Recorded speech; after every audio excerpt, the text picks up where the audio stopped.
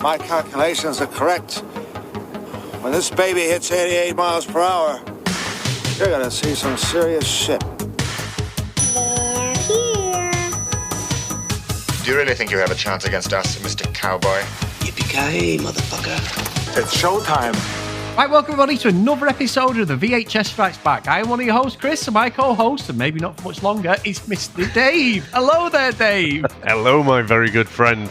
And hello to our listeners out there. Welcome to the VHS Strikes Back, the show where we dust off the old video player and go on a nostalgic journey to look at the good and the fucking horrendous movies of yesteryear.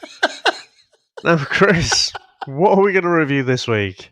Well, Dave, it is my second pick of 2023. And, you know, I've been looking back recently, some of the ones I've picked, and there's not been too much controversy. There's not been, you know, there's been some great movies like Jaws and that, like I remember Rocky V. You know, these things there, Dave, that, you know, set us up nicely towards the back end of last year. I thought, you know what? I talked myself out of it. I was going to pick another absolute classic movie, you know what I'm talking about. And I decided at the last minute to go with the 1998 martial arts expert, the greatest martial arts, Dave, of the 90s and 80s, Mr.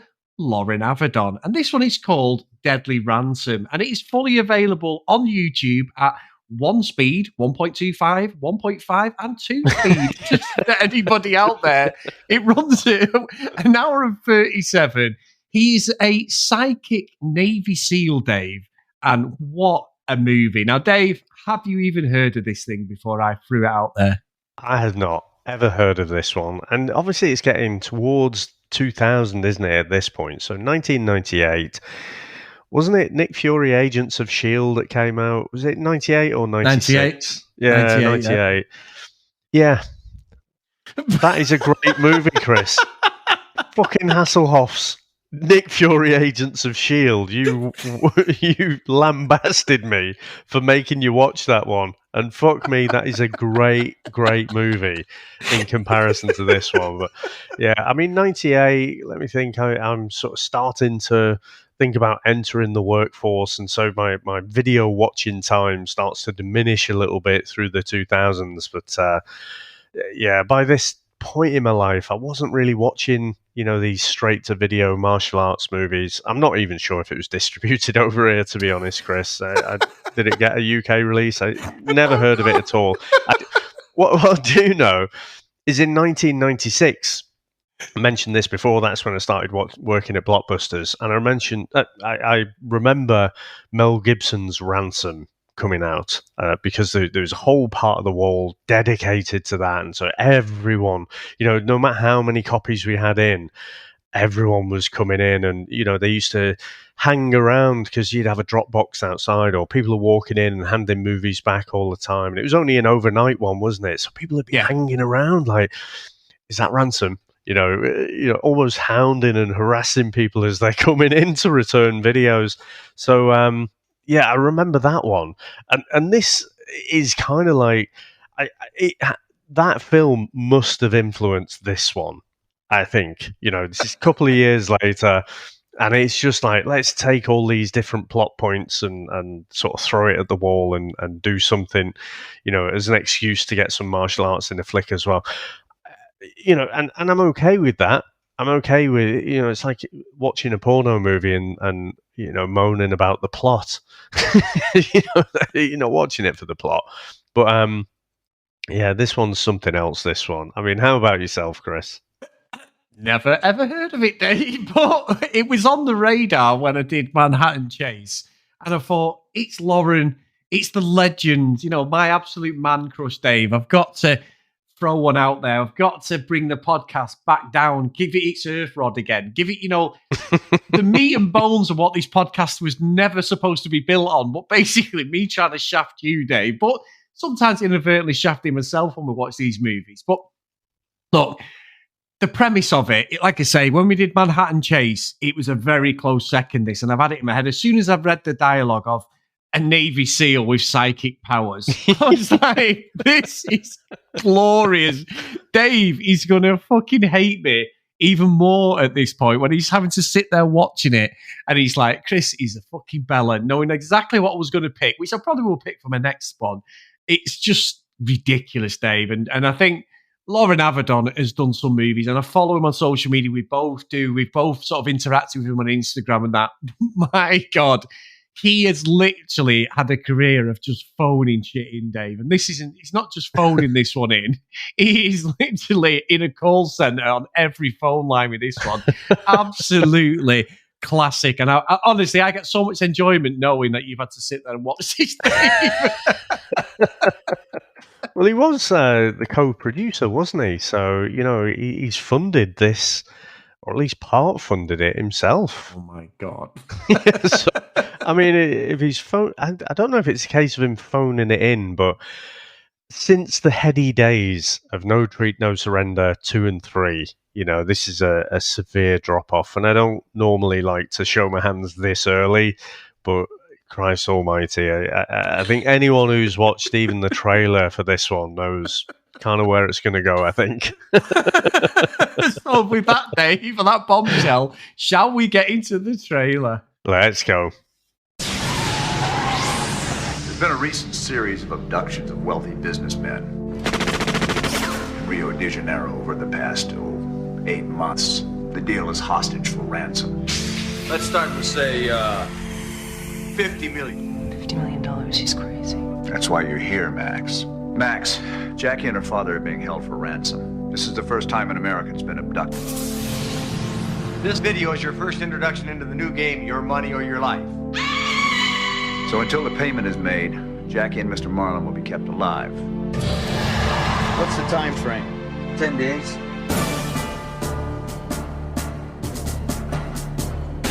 $50,000 生命保証 0% 最悪の犯罪軍団グレイウルブス Anyhow, there's this undercover American guy coming down here to rescue the fair damsel in distress. Lila said he's one of those commando types. Killer trained by Uncle Sam. The girl! The American girl and her father, where are they? Rico! He has them. Who's Rico? Actually, I'm just a dope addict who loves other people's money. FBI を手玉に取る最強武装ジャッキー What do you think we are? Chopped liver? I'm going after these guys with a vengeance. Anybody who gets in my way, I'm gonna rip their head off. Nothing is gonna stop me from rescuing Jackie and her father. You got it?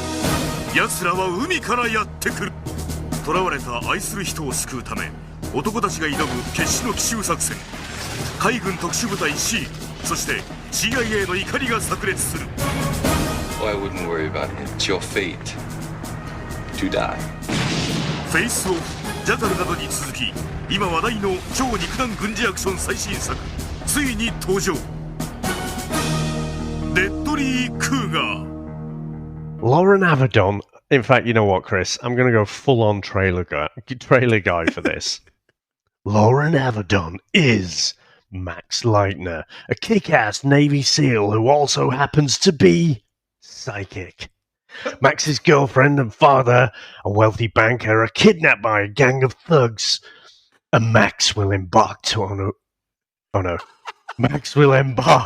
a rescue mission to save them.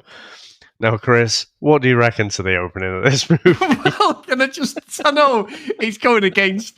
That was very good, by the way, very good. But you know, I've got to read this review on IMDb, Dave. It's fucking brilliant. I've been tickling myself listening to it. So listen to this one. It says, "Do yourself a favor and don't rent this one." This is the title.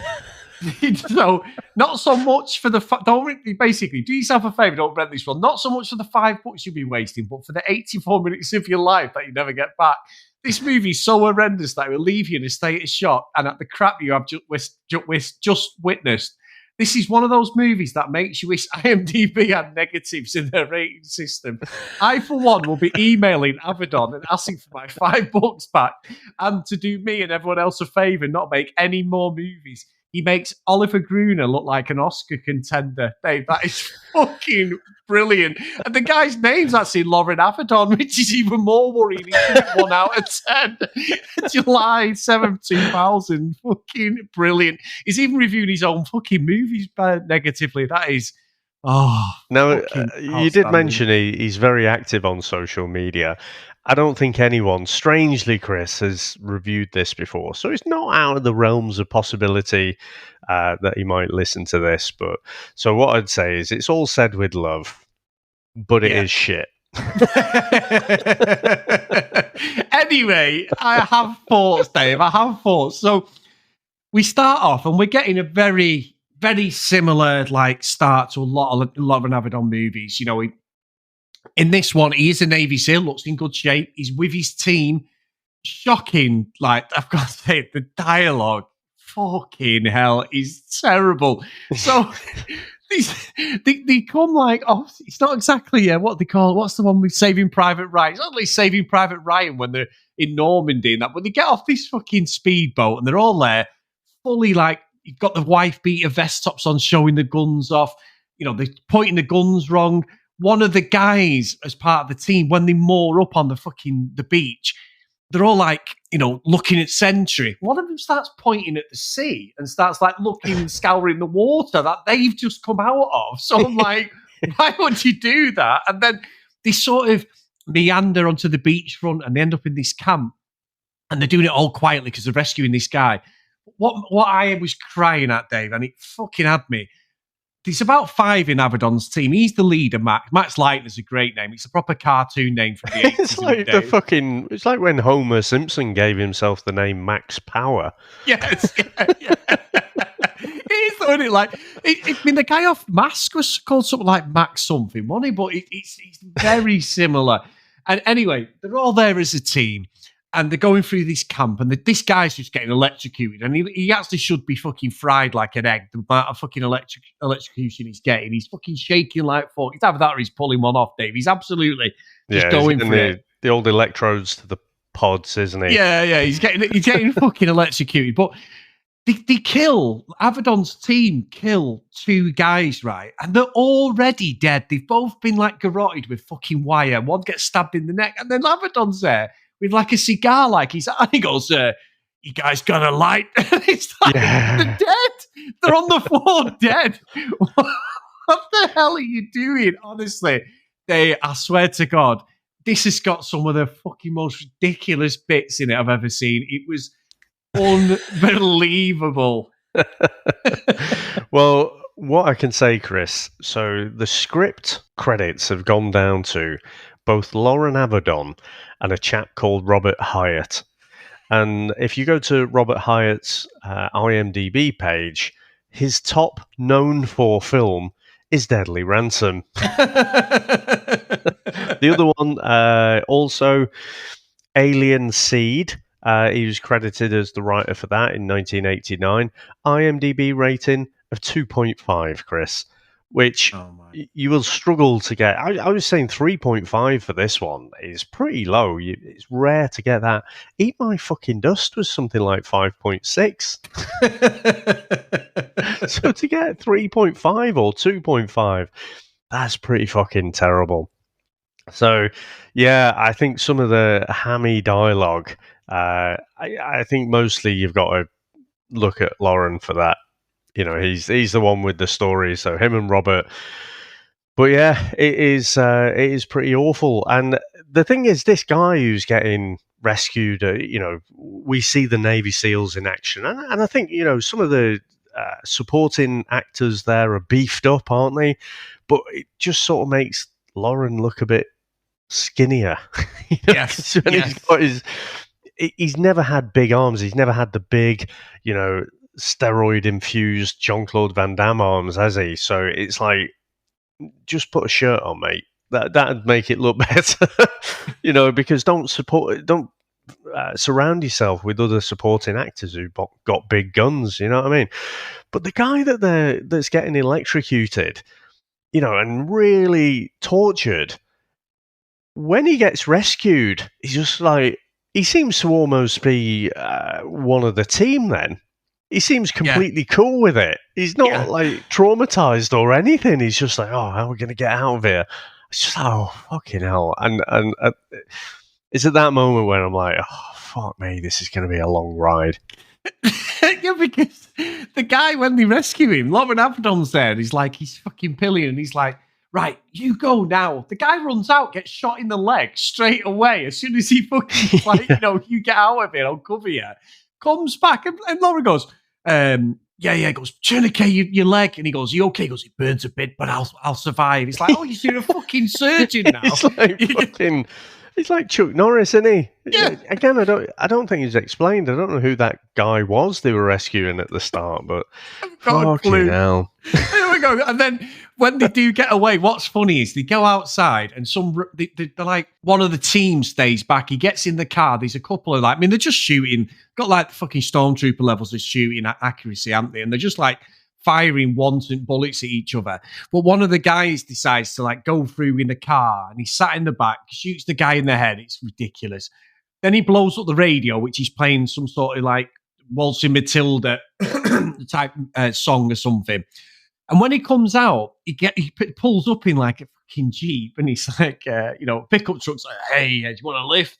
Yeah. And then this fucking thing turns up, and I'm like, what is this supposed to be? I've never seen a tank like it. I mean, we're talking, I've just watched Halloween Ends actually yesterday, Dave. I don't like horror movies. Fucking, I avoid at all costs. Jesus Christ. I don't know if you've seen it, Dave, but fucking hell, that is a bad fucking end to the Halloween saga. I saw a lot of negative kind of reviews around it and tweets and stuff, but actually, John Hammond, I said I'm reading the Hellbound Heart, which is the original book, or novella, if you like, by Clive Barker that created Hellraiser, and I forgot that they've only just released fairly recently in this last year, I think, the remake of Hellraiser. So might actually watch that. Not for this, obviously, it's too recent, but I'm quite interested just to see how that compares to the original. Well, it's funny, Dave, because, and I'd be interested as well, because I didn't expect what Hellraiser was when we did it, as I've said loads of times. Yeah. It's like the scariest VHS cover. I wouldn't even pick it up when I went in the video shop. So, but this, I watched the Halloween one from 2018 when we had our Odeon passes, and we went to watch. We used to go everything. And Sam's like, "You've got to come watch these horror films with me." And we went and watched it, and I actually quite enjoyed it. I mean, it's ridiculous that he walks at like 1 mile an hour and he still catches everyone who's fucking legging it, which is a little bit of a reference I want to make in a sec about this movie. But then it seemed to end really well, and it's like there's no way he can survive, but he does. And yeah, anyway, this Halloween Ends. It's 1 hour and 40. It takes an hour before we get anywhere with it, Dave. And then it's a bit of a payoff, but it's just ridiculous. It's just, there's nothing for me. But what I was getting at, Chris Phelps fucking segue as always, Dave, is the tank is going about 2 miles an hour, and they're steaming off in a fucking Jeep thing, pickup truck stuff. And then it fires a bomb at the fucking pickup truck. They're all in the Avedon, this guy with a fucking peg leg who they've saved. And one of the guys gets out with a bazooka, doesn't even blow up the tank. And the next minute, he just cuts to him fucking like rescued him and they're all fucking back home sort of thing. It was like... It was a mastery of editing, wasn't it? I'm telling you, because you see the tank fire back at them, but you don't see the guy who was stood behind the fucking pickup truck with the bazooka. He's disappeared, and there's no explanation whether the tank's been blown up. And then what makes me laugh, Dave, I've got to give fucking Avedon credit. He ends up getting debriefed, and he goes back into it. I mean, he's supposed to be a Navy SEAL. It looks like he's got a private detective fucking office. He walks in with his missus, and she's like, I'll see you later. And she's fucking fucks off to Brazil with her dad. And he goes in his office. It just looks like something you would see on a private detective like movie. Yeah. And then it's like he gets a phone call, debrief. And his fucking dad is the fucking major or the colonel, and he's debriefing him. He's like, he goes, and then he finds out about his fucking missus, doesn't he? Because he's had a dream. This is where the psychic phenomenon thing comes in. He has a dream that she's been kidnapped in Brazil, because we've just seen that she has. And his dad goes, your mother always said you had sixth sense. She always said that was special power. And I'm just like, how? What? There's no explanation how he has these dreams. And It's fucking terrible, Dave, I've got to say. Well, Chris, I mean, I was giving the editor a bit of a hard time there because I'm thinking, well, he's obviously chopped something out to not help the continuity, but I suspect it was just never shot. So the editor can only work with the footage that they have. And the reason I say that, the editor is a chap called Rick Fields. Great name again. Yeah. Rick Fields was involved in the editorial department for The Warriors. Oh, cool. Also for Poltergeist. And he was part of the crew of Close Encounters of the Third Kind. Now talk about a fall from grace, Chris. Dave, you've got to take whatever the cash is. Fuck me. I mean, you got some big hitters there. And so, I just... I want to know more about Rick Fields, really, because it's just, whether he's fallen on hard times and just trying to get the only bit of work that he can. But yeah, 20 years after. I mean, Close Encounters of the Third Kind was 1977. So to be doing this more than 20 years after, you generally go up in your career, don't you? Not necessarily, David. But I think what's silly is Max is like to his dad's going, I know, Max, there's no point in me court-martialing you, putting in prison because you're just going to escape. So he's like, but this goes undercover. And we get this whole dialogue where Max is traveling and he goes, you're going to go as a civilian on a domestic flight and you're going to book 30 days emergency leaving and I'm going to get the CIA involved. And he talks about like this guy you're going to see when you get there, and you're a member of the press. He's a member of the press as well. But and then it's like it gets to Brazil, and then the guy goes, they've got you, girl, but they've gone to Venezuela. Like, I've got another plane ready. I'm thinking Avedon must have the worst fucking jet lag you've ever seen. He's just dead cool, not messing around. They get to Venezuela, and then the guy's there, like, he goes, we're not going to a hotel. That was a ruse. And he goes, we're going to camp out, aren't we? And you get like this. A ruse for who? Exactly. It's nobody. And what happens is, though, they set up this camp in the middle of like the jungle in Venezuela, wherever they're supposed to Venezuela. And you've got the baddies, which Brion James, fall from grace as the fucking the Sandman from 48 Hours. He's got a cane. He's this banker. And he's fucking got, he's absolutely hamming this up, Dave. Like, ridiculous. He's got his henchman Bruno, who's got one white fucking contact lens in, so he looks like he's a hard man. Is that a throwback, Dave, to Franco in No Surrender Free? I don't know. I think it's just a good kind of trope, isn't it, for an action movie? To have something visually distinctive about this bloke. Otherwise, he can just blend into the background with the other fodder. So just giving himself a one different coloured eye there. I think we've seen that in other things. It almost has a bit of a James Bond feel to it. Yeah, it does, to be fair. And Luis Mendez is his pal, who's like Luis, who he meets and everything. But what's really daft is I knew straight away his missus there, his girlfriend, Jackie, her dad, straight away I was like, oh, this looks conspicuous. He's even dressed like a baddie. He's the banker of like the biggest bank. Rico, who's Brion James, Bobby Rico, is his right-hand man who basically ran off with the money 14 years earlier. We then find out that he's Loren Avedon's fucking uncle, Max's uncle, on his mother's side. It's his mum's brother, right? So, like, what of all the coincidences in the movie? But when he gets this Louise as him, he's like, he goes, so really, you're just like a babysitter? He goes, no. He goes, you've got to follow me, haven't you? And he's like, yeah. He goes, well, I've read your file. You're a martial arts expert, weapons expert.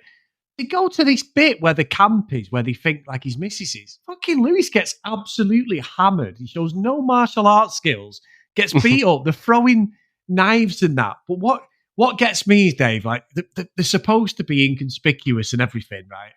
Avedon's camp, they get a motorbike. How loud's a motorbike? They've got electricity running because he's watching videos in the middle of the fucking jungle. There's all these things that have no explanation. But Avedon's delivery, Dave, of like when he's being the tough guy and everything, it never sits with me at all. Never. No. It's ridiculous. I mean, his kicks and that are brilliant. His martial arts stuff's great, without a doubt. But everything else just falls apart for me. Yeah, and that's it, isn't it? I think there were a few, like a smattering, a little sprinkle, Chris, of decent kind of kicks. I'm not even going to say good fight scenes because it wouldn't stretch out for a whole fight scene, but just the odd kick here and there, in your combats, in the middle of the fucking jungle or something. It's not the most practical. So that's what is the best thing about Avedon, isn't it? But highly impractical, but that doesn't matter. But yeah, he just doesn't really pull off the tough guy, so to speak. It's just, but I don't know what else to say. I've got plenty to actually, say. The one thing I was going to say is, so I think it fails as a martial arts action movie. But the thing you were saying about Avedon phoning it in, I just wonder, with him being the co-producer and the co-writing credit that he got with Robert Hyatt. So Robert Hyatt's the director. So between the two of them, they've figured out what this story is. They've written all the scenes and all the dialogue and everything. And I just think it's too much.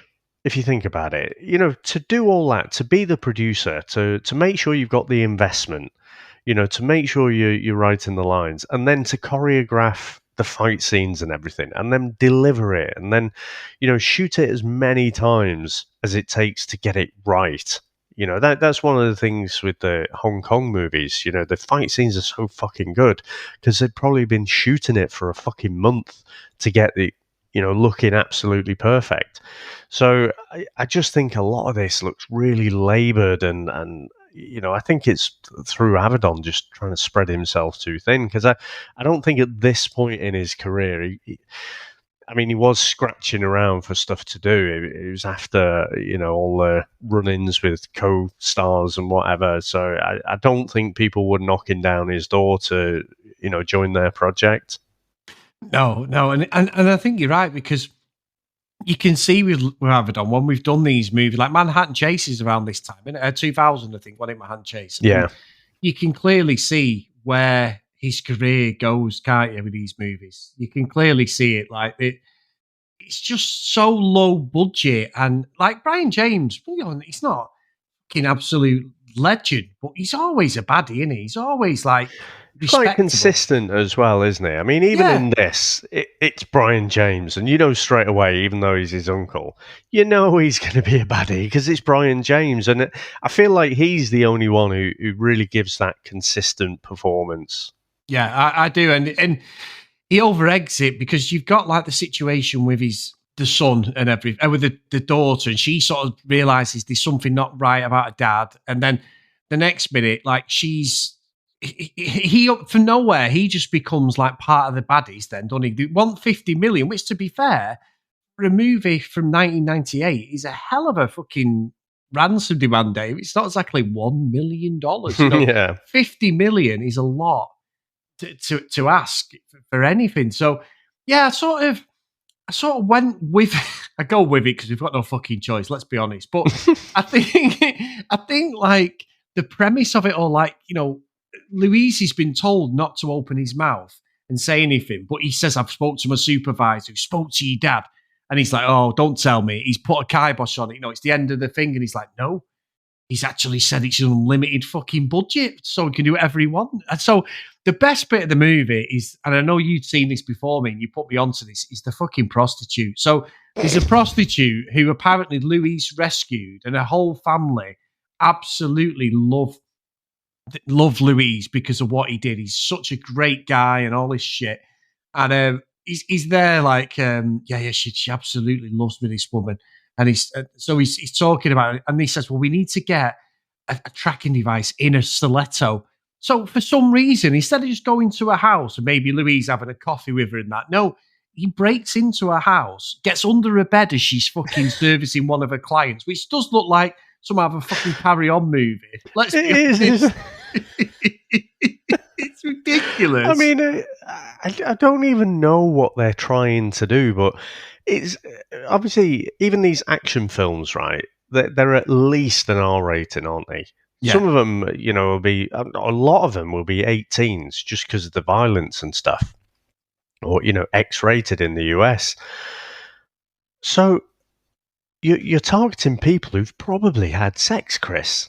And this resembles nothing like that. It is like a comedy. You could put the Benny Hill music on it. Where they're just jumping around on the bed, going and he's like under the bed, proper Carry On style.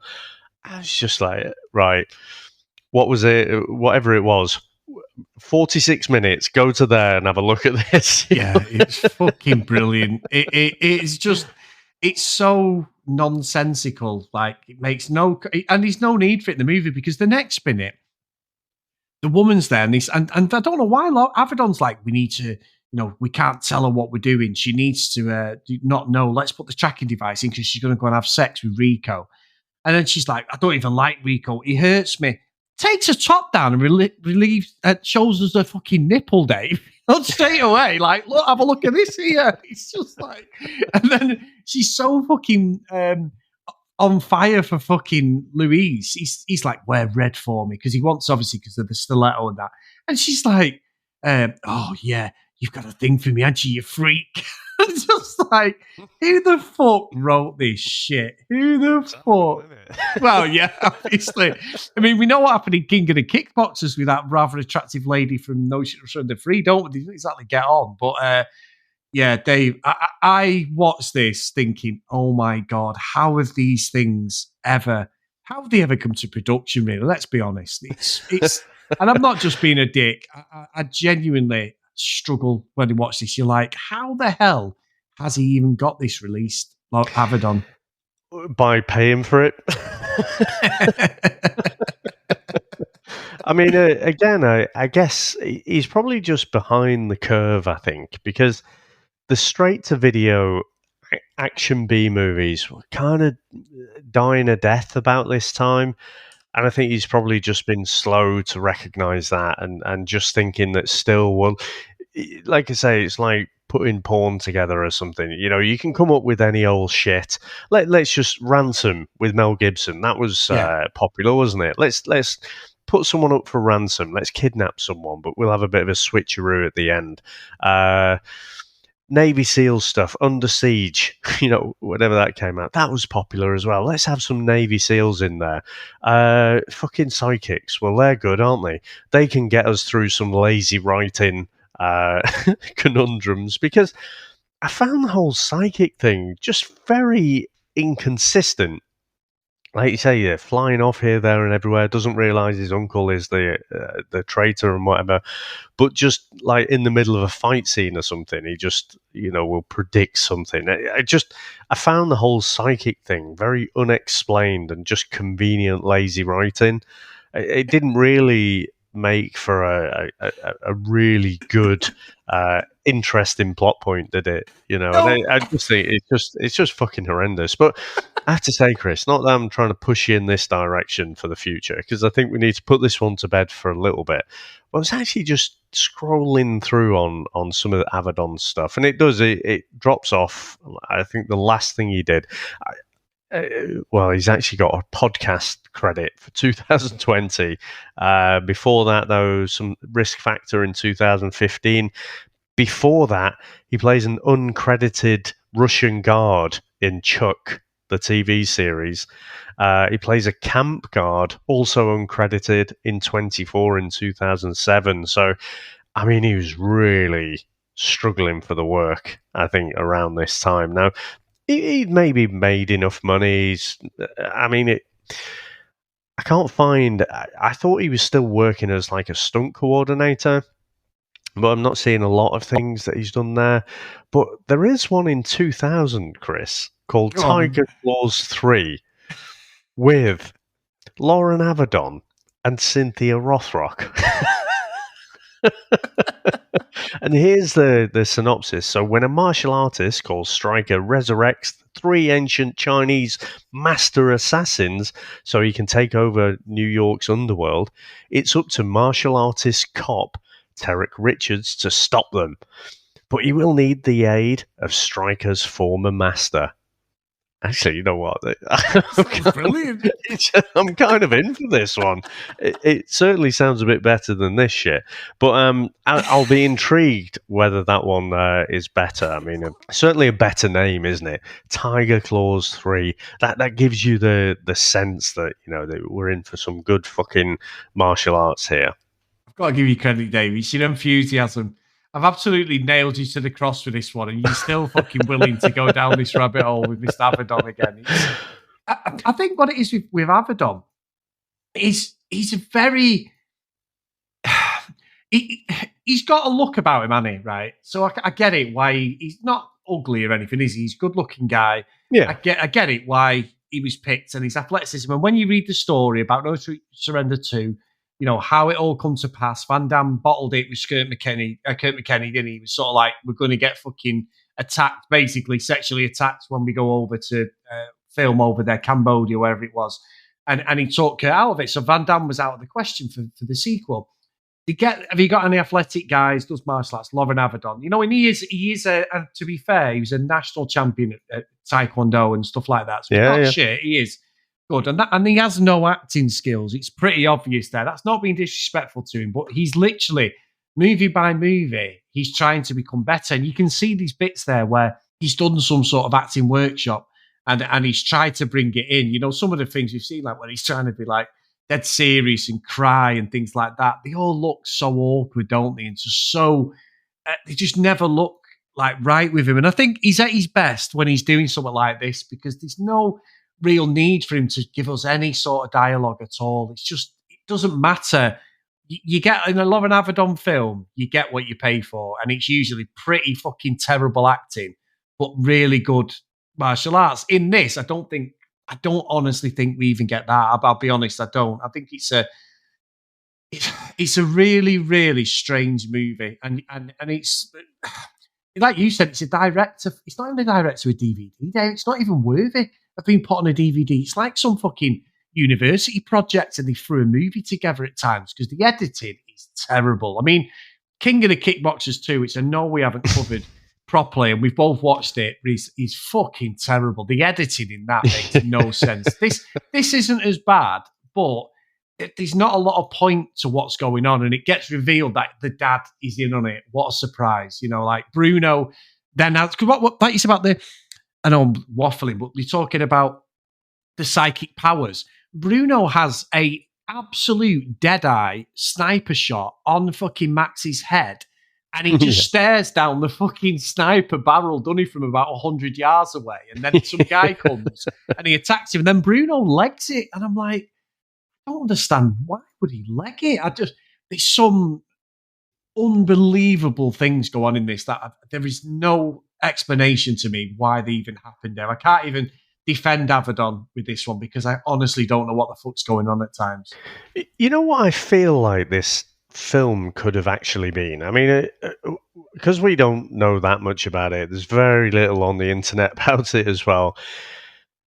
It feels to me, more than a straight-to-video B-movie, it feels to me like it could be an attempt at, like, pitching a series. Like an ongoing series or something. Yeah. So, like a Knight Rider pilot or a Street Hawk pilot or something like that. Because they did the whole psychic thing, like I say, it didn't really have a massive influence, apart from just dodging a bullet, foreseeing that this bullet was coming from him and whatever.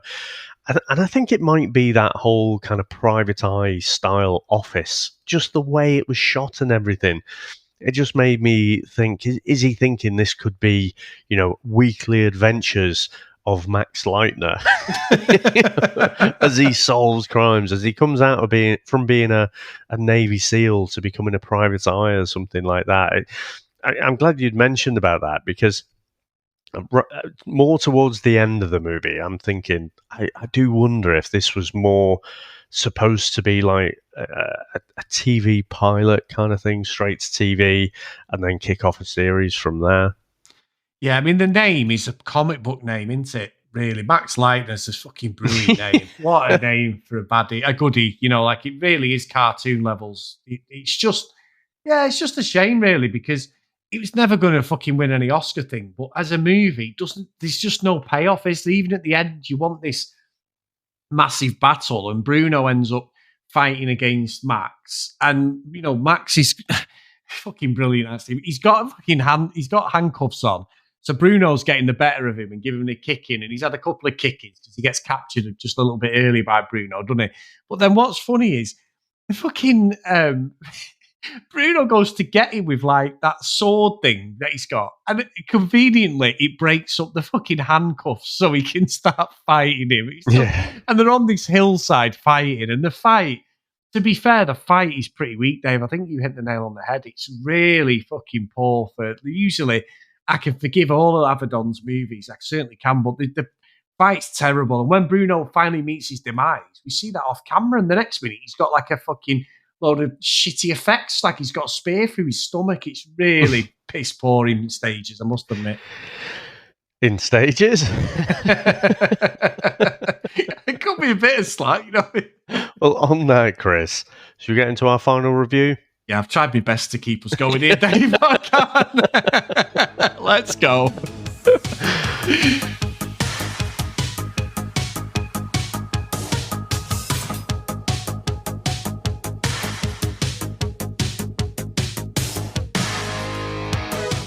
So, Dave, magnificent pick from me, without a doubt. Absolutely. Loren Avedon at his fucking very worst, but it's another Avedon movie, and I will put to rest Avedon, Dave, for a while now. I don't know whether we're going to do another one this year, but I've got to at least, throw one in there. This is my one movie for the year for Avedon, I think. Unless you want to throw it in the mix, Dave, or one of our Patreon listeners. Oh, yeah, that's likely, isn't it? Yeah. Well, no one likes stitching you up. They like stitching me up, so it won't be an Avedon movie, will it? It'll be some fucking sword and sorcery bullshit sci-fi thing I'll end up getting stiffed you know with. what? So Jack, on Back to the Filmography, obviously got up to In the Name of the King with Jason Statham and Burt Reynolds. So there was him, there was Angry Andy and Spider-Dan all on there. And I tell you, especially Spider-Dan, he's usually pretty good at like finding an angle where, you can find something interesting, and all three of them were like, this is fucking horrendous. I think I told you, even I could not make my way all the way through that movie, Chris. It's fucking brilliant. Absolutely brilliant. I think it's one of them, and we do these movies, and you just sort of like, yeah, no, yeah. And this was a Chris Phelps plot device to stitch you up, mate. It was. But I always stitch myself up. That's the problem, because it's so fucking terrible. It's another terrible. month till you get to write it now. Yeah, it's so terrible. It really is. But anyway, it's not one of his best by any stretch of the imagination. It's certainly not King of the Kickboxers 2 level, or Manhattan Chase is another classic. That is just a ridiculous movie. But it's got Loren in. I can accept it. I can go with the fact that, he's in the movie. So it's going to Elm Street. It's got some of the worst fucking dialogue, action. Just nothing makes sense in the movie at all. So, Elm Street for me, Dave, I've not got a lot to say about it because it's fucking atrocious. That's exactly where I stand with that. Well, Chris, I actually wonder, is this a multi-year strategy that you're executing at the moment to make me think more fondly of No Retreat, No Surrender 3? And you know what? If that was the case, it's kind of working, because that film gets fucking better and better the more of these you choose. And, obviously I don't mind. It's a bit fun in it that when you pick these, because occasionally you will strike gold, like Cage. For me, I think I'd sit down and watch Cage now again. We still need to do the sequel, actually. Yeah. I'm not sure that will be quite as good. I'm not sure that will recreate the magic of that first one, but it is good, just mix things up and throw in these things that we know are going to be pretty bad. But this one, I think this, unlike something like Cage, it doesn't have anything redeeming about it. It doesn't have any great fight scenes. I think the fight scenes are pretty laboured. The script writing, the dialogue, I think is pretty poor, but I mean, you kind of go in almost expecting that, so I don't think I'm going to count that too much against it. But it was just really not a good movie where, you know, you can pull out things that are like unintentionally funny.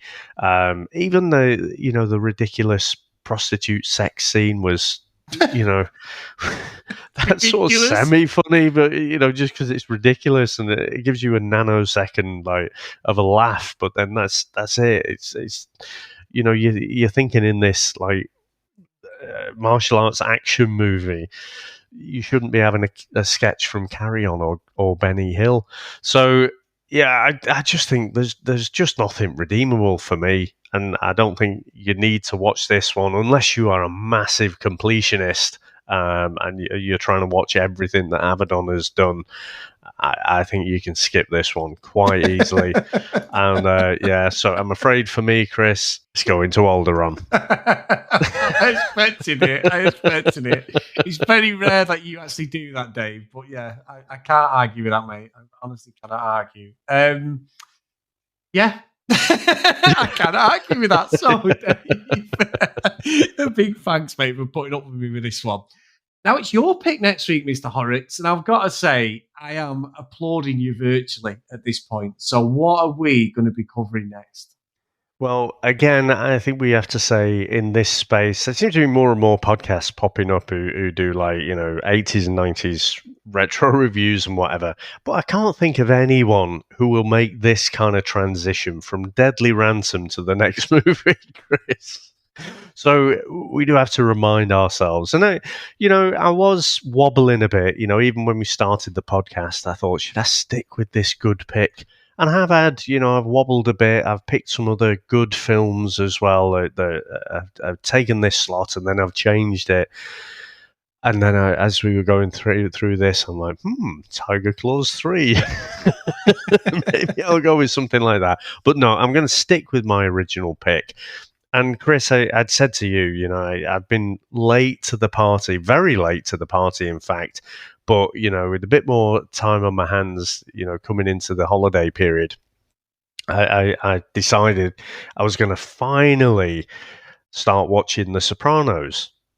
And started it, and then that was it. Everything else was off because I just couldn't.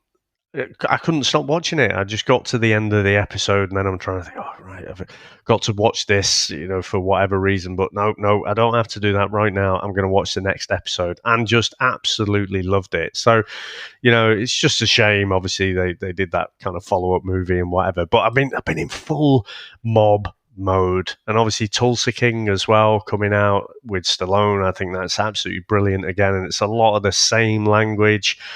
But the thing is, with this movie, this was a direct influence on The Sopranos. If you don't have this movie, I don't think you have The Sopranos at all. So, Chris, we are going back to 1990 and a movie that stars Robert De Niro, Ray Liotta, and Joe Pesci, and it is Goodfellas. Now let's get into the trailer. As far back as I can remember, I always wanted to be a gangster. I know I'd go from rags to riches. To me, being a gangster was better than being president of the United States. Never rat on your friends, and always keep your mouth shut. It meant being somebody in the neighborhood that was full of nobodies. Oh, you broke your cherry. Hey, Mom, what do you think? You look like a gangster. By the time I grew up, there was $30 billion a year in cargo moving through Idlewild Airport, and believe me, we tried to steal every bit of it. You might know who we are, but we know who you are. You understand? Yeah. What kind of people are these? What do you do? I'm in construction. If we wanted something, we just took it, and you didn't even think about it. To us, it was better than Citibank. Nice. It's great, but nice. You got some nerve standing beating me up. Nobody does that to me. Who the hell do you think you are? Frankie Valli or some kind of big shot? I was living in a fantasy. He's not Jewish. Mazel tov. For most of the guys, killings got to be accepted. Murder was the only way that everybody stayed in line. What are we gonna do with him? We can't just dump him on the street. Don't worry. I know a place up safe. I'll never find him. You got out of line, you got whacked. Everybody knew the rules. Hey, Henry, here's an arm. Very funny, guys. Here's a leg. There's a wing. What do you like, the leg or the wing, Henry? Okay, you ready? Sometimes For us, to live any other way was nuts. Anything I wanted was a phone call away. And we were treated like movie stars with muscle. We had it all just for the asking. It's gonna be a good summer. It was a glorious time.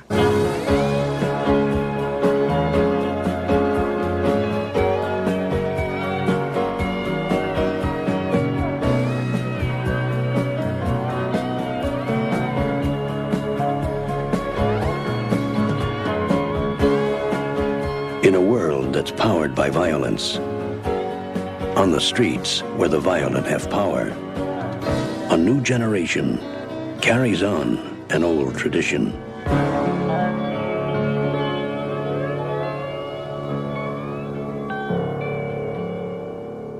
I've got to say, Dave, one of my favourite gangster movies ever. Henry Hill, Joe Pesci's an absolute bastard in this one. What a great pick, mate. And yeah, it would be on my list any day of the week. I've not watched this for about 5 or 6 years, but I love it every time I watch it. I've had it on DVD, everything over the years. So I'm so pleased you've picked something like this, considering from one swing to another, there is nobody can ever say that we are consistent, Dave, because of me on this podcast. So it's not like we're in gangster season. We're going from a fucking washed up Navy SEAL Loren Avedon to one of the greatest movies of all time. So I cannot wait, mate. You know, I don't think I've seen this since I got it on video in the early 90s. And I never really got into the mob thing in a big way. So I think just how fucking brutal it is and just how quickly things can change. You know, again, I think I was just a bit of a fucking sensitive dweeb when I was younger. So, you know, just like the whole Joe Pesci scene, like, you know, you think I'm funny? Like, ha funny? You know, all that whole scene I just found so uncomfortable. And so I kind of appreciated it when I watched it without loving it. And so now, though, especially after I'm, you know, on the back of this Sopranos kick, I just think, I've got to go with this. Now, I've got to ask you, though, Chris. So I have watched everything, and this isn't really a spoiler because no one fucking knows. At the end of The Sopranos, Tony alive or dead?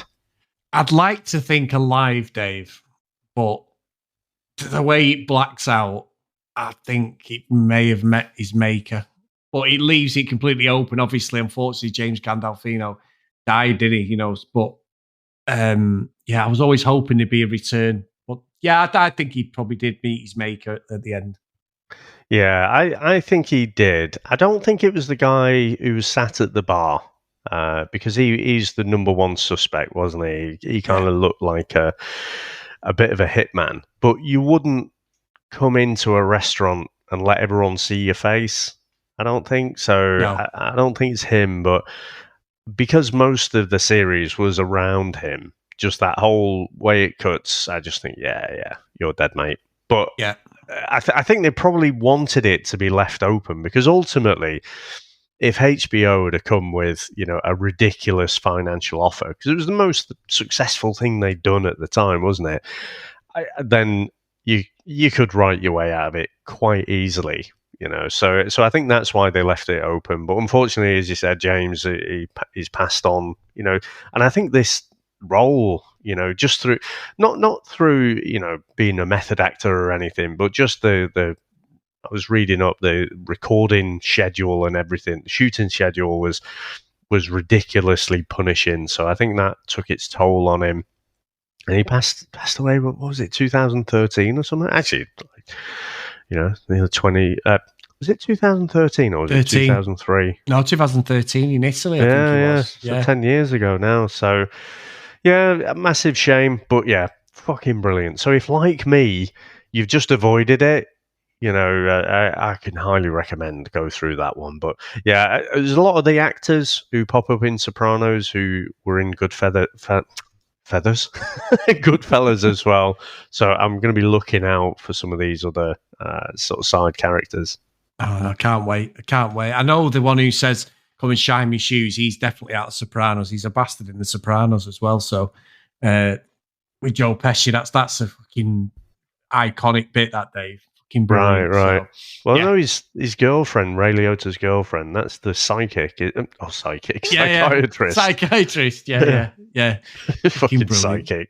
Still thinking Deadly Ransom. See how I brought it back there, Chris? You did well there, Dave. Yeah, very professional. So, massive thank you to everyone. As always, guys, your support is brilliant. We really appreciate it. If you want to email us, the thvhsstrikesback@gmail.com. If you want to follow us on social media, @VHSStrikesback. If you do want to support us a little bit more, get over to patreon.com/thevhsstrikesback. So, today's roll call of honour, Mr. Tony Farina, John Hammond, Blake, Maths, Jack, Herb, Lucky Lily Green, Kent Gustafson, Heath, Matt, Paul, Alec, Timothy, Susan, Justin, Dan, Trent, Stephen, and Dylan. So thank you so much for all your support, guys. It's so good. And it's just great, mate. I can't wait for next week's episode, if I'm being honest, because it gives me an excuse to throw Goodfellas on. So absolutely excellent. Now, Dave, what are you going to take us out with today? Well, Chris, I'm going to pick a quote from this movie because it's the only one that someone's put down in IMDb.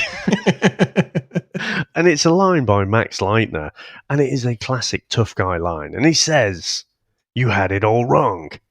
It was your turn to die." Genius. Right, cheers for that, mate. Let's watch a good fucking movie for next week. Thanks to everyone out there for listening and supporting us, as Chris says. And we'll speak to you next time. Bye. That's it, man. Game over, man. It's game over. What the fuck are we gonna do now? What are we gonna do? Maybe we could build a fire, sing a couple of songs, huh? Why don't we try that? We better get back, because it'll be dark soon, and they mostly come at night. Mostly. I'll be back. That's not. We came, we saw, we kicked its ass. Wax on, wax off.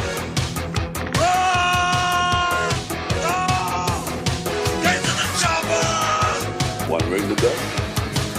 All right. Ding, ding. Bust you up. Go for it. Well, here we go. Ain't so bad. Ain't so bad. Ain't so bad. Come on. Ain't so bad. Come on. You must be crazy or something. I'm crazy. You just a stupid. Yeah, maybe you're stupid. I ain't breathing heavy. He's a fool. He's stupid. I've seen you at 6 miles more.